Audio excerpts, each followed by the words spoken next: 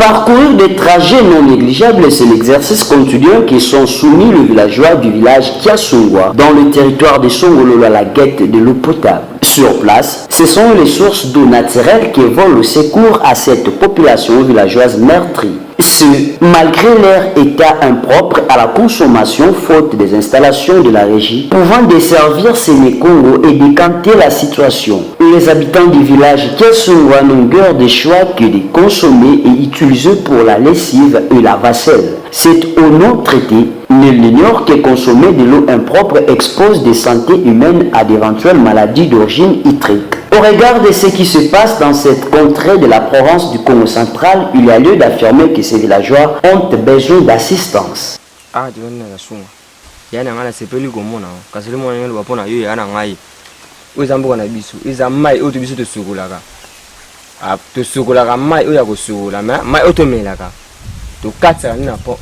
Maintenant pas seulement pour na biso oyo pour les amabe pour to kende tibisika to ka mai ya komela so te bati est na mboka biso oyo ba konzi bazati bazati batalete to bazati lesi na mboka oyo mboka munene wa ka sumwa ta siko maka pomo de la pan oyo tukolo bela ngondo nyango appelle l'état isa la police na mboka na biso chef de gouvernement so pe aza aner pe aza mais to bati na munde la pan oyo batu babukana bakufa kaka na bisika oyo pema ya mukusa oyo wapi soko kweli obiki okena ndako esenga traitement.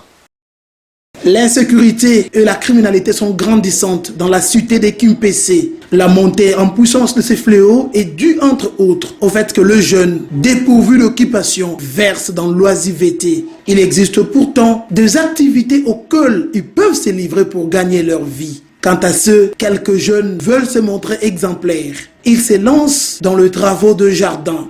Comment réussissent-ils leurs activités? Quelles sont les étapes pour réussir correctement son jardin? Un de jeunes rencontrés dans son jardin explique. Il parle de la première à la dernière étape en vue de voir de résultats.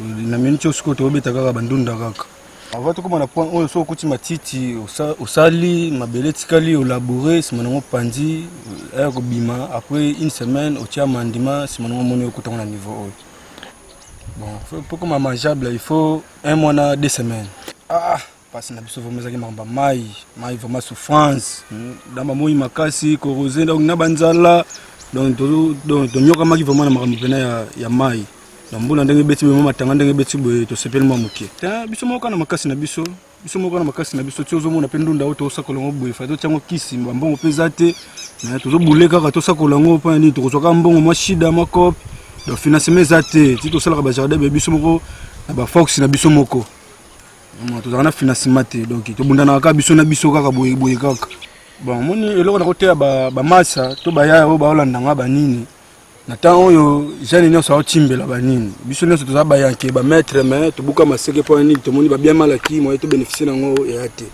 donc pesa na na jardin toze belé baya to pesa na jardin po nini to boyana so banzela wana ya mabe wana yango ba jani o ba olanda ngai basala ka lokola ngai baluka mo place mo mbongo kaka oluki mo place obaloli opanzi ndunda un mois kaka un mois na 2 semaines okangi mo 5000 mo 200000.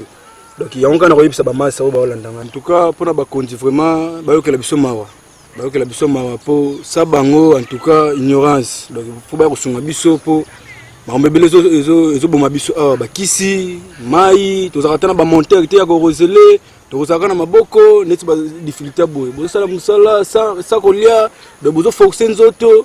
Ozomona ba konzi ba sunga biso ba kanisa ka pe biso. Ozomona ba konekisa ka biso te po babiloko to salaka oyo esungaka monde mobimba ozomona awo omona ndunda oyo kolonga awo ekekuna na wenze bazwe kekini donc ezolia Afrique mobimba il faut basungaka biso na mo ba soutien mo bakisi po salaka pe bien